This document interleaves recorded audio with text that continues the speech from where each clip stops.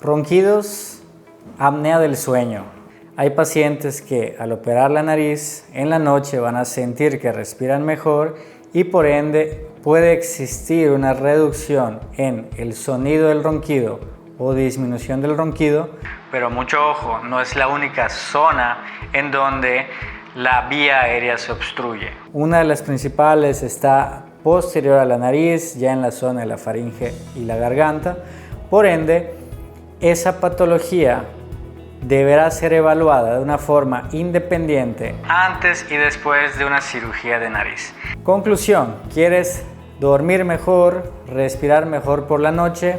Sí, la nariz puede influir, pero si presentas datos ya de ronquido o apnea del sueño, puede ser necesario terapias complementarias antes y después de la cirugía para mejorar dicha patología.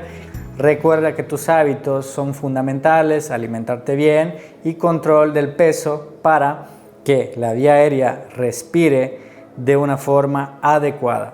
Te esperamos, déjanos tus comentarios si conoces a alguien con esta patología y poderle ayudar a mejorar su calidad de vida, estética y sobre todo funcional.